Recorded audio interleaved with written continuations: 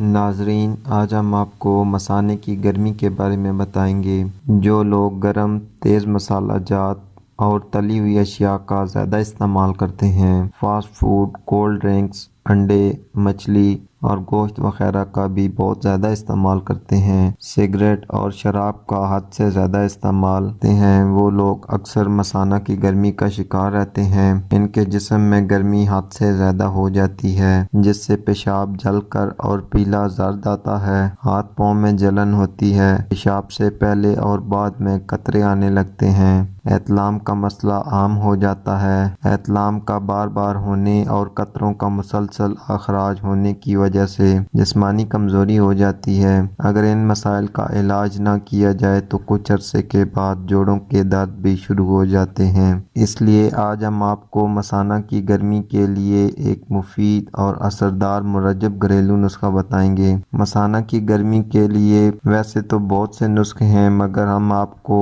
نہایت ہی آسان اور مفید گھریلو نسخہ بتائیں گے۔ اس کے 2-3 بار کے استعمال سے ہی رزلٹ آپ کے سامنے ہوں گے۔ نسخے کے لیے ہمیں کیکر کے پھولوں کی ضرورت ہوگی۔ کیکر کے پھول دیکھنے میں تو بیکار نظر آتے ہیں، لیکن طب کے حوالے سے ان کے بے شمار فائدے ہیں۔ کیکر کے پھولوں کو لے کر ان سے دھول مٹی اچھی طرح سے صاف کر لیں۔ اب اس کے وزن کے برابر کوزہ مصری لے کر دونوں کو اچھی طرح باریک پیس کر مکس کر کے رکھ لیں اور صبح و شام آدھی چمچ تازہ پانی کے ہمراہ استعمال کریں۔